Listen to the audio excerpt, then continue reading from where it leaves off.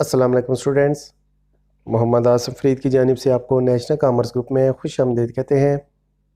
Students, आज हम business taxation में चैप्टर सैलरी, इसका topic facilities provided by employer, इसका भी सब टॉपिक्स हम मेडिकल अलाउंस, एंटरटेनमेंट अलाउंस और स्पेशल अलाउंस को डिस्कस करने जा रहे हैं।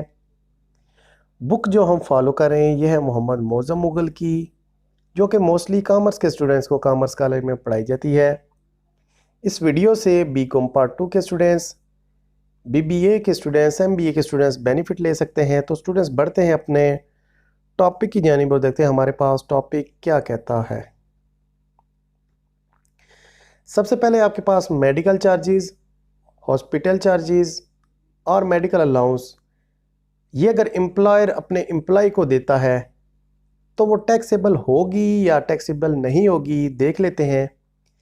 फर्स्ट पॉइंट कहता है यानी कि medical charges receive free medical treatment or hospitalisation are both by the employer or services receives reimburse of the medical expense under the terms of employment. Whole such benefit will be exempt from tax.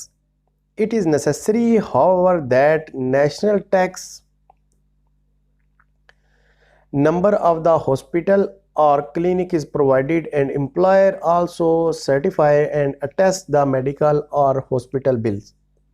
Students कहता है कि अगर एक employer अपने employ को medical allowance, medical charges या hospital charges देता है तो एम्प्लॉय के लिए वो फुली एग्जेम्प्ट होंगे।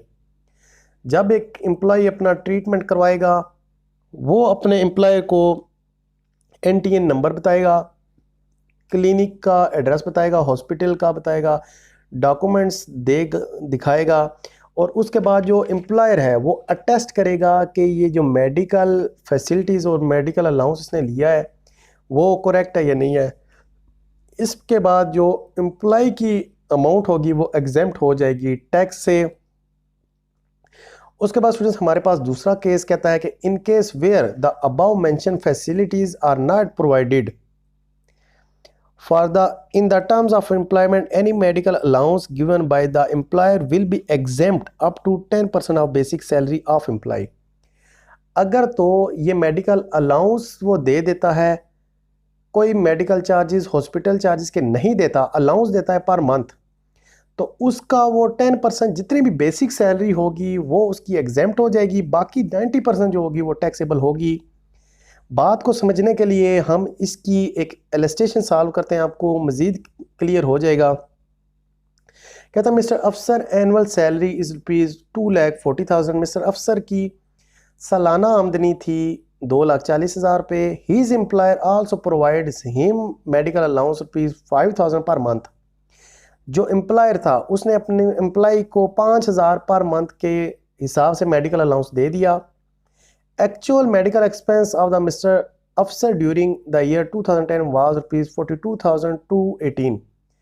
Calculate the total income of mister Afsar. कहता है कि एक महीने का उसने 5,000 दे दिया, 12 महीने का आप देखें स्टूडेंट्स ये 60,000 बनता है। उसने तो 60,000 दिए हैं, लेकिन जो मेडिकल एक्सपेंसेस आए हैं अफसर साहब के सालाना के अखराजात वो 42,218 रुपये है। तो वो पूछ रहा है हमसे कि टोटल टैक्सेबल इनकम फाइंड करें। तो स्टूडेंट्स हम टोटल टैक्सेबल इनकम भी फाइंड कर लेते हैं मिस्टर अफसर की, कि जिसमें आपके पास सबसे पहले बेसिक सैलरी आप देखें 2,40,000 रुपये आपको नज़र आ रही है। मेडिकल अलाउंस देखें स्टूडेंट्स ये 60,000 किस तरह से आया, 5,000 पर मंथ थे 12 से मल्टीप्लाई करें 60,000 रुपये। 10% इसकी एग्जेम्प्ट बेसिक सैलरी हो जाएगी, यानी कि बेसिक सैलरी आपकी 2,40,000 रुपये थी, इसका 10% लें 24,000 आ जाएगी, ये एग्जेम्प्ट है। यानी कि 60,000 टोटल सैलरी मेडिकल अलाउंस बना था, 24,000 इसमें से आप माइनस करें, बाकी जो 36,000 अमाउंट होगी वो टैक्सेबल लाजमी होगी। तो टोटल इनकम हो जाएगी, टोटल टैक्सेबल इनकम 2,40,000 में आप 36,000 को प्लस कर लें, 2,76,000 आपके पास टोटल इनकम आ जाएगी मिस्टर अफसर की, जिस पे वो टैक्स पे करेगा।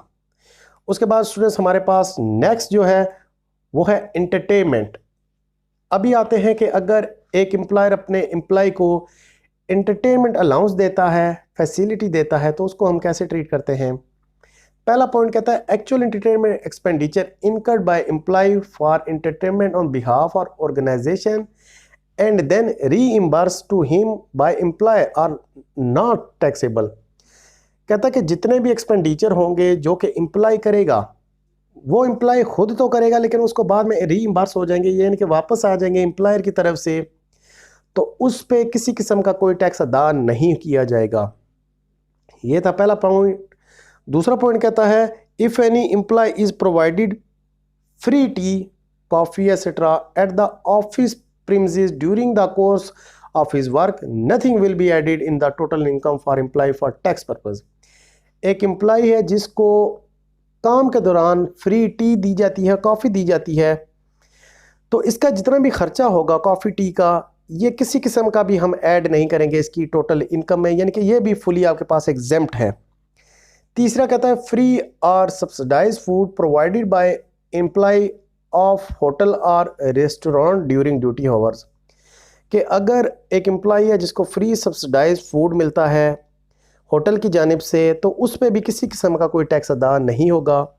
इन all the remaining cases the entire amount of entertainment allowance received by the employ will be added in his total income for tax purpose. इन तीन चार चीज़ों को छोड़ के अगर एम्प्लॉयर एम्प्लॉय को किसी किस्म का और बेनिफिट देता है, एंटरटेनमेंट अलाउंस देता है, तो वो टैक्सेबल लाजमी होगी। लेकिन ये जो ऊपर हमने कंडीशंस को रीड किया है, ये इसमें ना हो, तब उसकी इनकम में, टोटल इनकम में कोई चीज़ इसमें ऐड नहीं होगी। इसके बाद स्टूडेंट्स आपके पास है लोन टू एम्प्लॉय। अगर एम्प्लॉय ने लोन लिया है तो उसके हम क्या ट्रीटमेंट कर सकते हैं। Where a loan is made on or after the first day of July 2002 by an employ to an employ and either no profit on loan is payable by employ on rate of profit on loss is less than benchmark rate, the amount chargeable to tax to the employee under the head of salary for a tax year shall included an income equal to। Students कहता है कि अगर employee ने employer से loan लिया है 1 जुलाई 2000 के बाद, तो बेशक उसको प्रॉफिट हुआ या लॉस हुआ है, उसने उसकी ट्रीटमेंट कैसे भी किया है, तो वो उसकी आप ट्रीटमेंट जो है फाइनल वो आप इस तरीके से करेंगे टैक्स की, यानी कि वो होगा तो taxable. The profit on loan computed at the benchmark rate where no profit on loan is payable by the employee. जो प्रॉफिट का बेंचमार्क रेट होगा वो उसको रिटर्न करना पड़ेगा, लेकिन जो होगा, जो एम्प्लॉय है उसको प्रॉफिट का किसी किस्म का शेयर अदा नहीं करना पड़ेगा। दूसरा पॉइंट कहता है the difference between the amount of profit on loan paid by the employee in that tax year and amount of profit on loan computed at the benchmark rate as the case may be। कहता है कि जो difference between होगा profit का loan के हिसाब से, उसको आप ट्रीट कैसे करेंगे, तो जो उसका बेंचमार्क रेट होगा उसके हिसाब से आप उसको ट्रीट करेंगे। Benchmark rate for the tax year 2000 was 12% per annum. जो बेंचमार्क रेट है उसका वो है 12% एक साल का, यानी कि प्रॉफिट हुआ तो 12% आपने उसका अदा करना पड़ेगा। लास्ट है आपके पास special allowances. Special allowances receive by employ granted to meet expenses which are incurred in the performance of official duties are completely exempt from tax. कहता है कि किसी किस्म का स्पेशल अलाउंसेस अगर उसको ऑफिशियल ड्यूटी के तौर पर करना पड़ा है एम्प्लॉय को, तो वो 100% एग्जेम्प्ट हो जाएगा, किसी किस्म का उस पर टैक्स अदा नहीं किया जाएगा। स्टूडेंट्स ये था हमारा आज का लेक्चर। उम्मीद करते हैं आपको लेक्चर की समझ आई होगी। लेक्चर में किसी किस्म का कोई मसला हुआ तो लाजमी हमसे कमेंट कीजिएगा। नेक्स्ट वीडियो के साथ आपसे दोबारा मुलाकात होती है, तब तक अपना बहुत सारा ख्याल रखिए।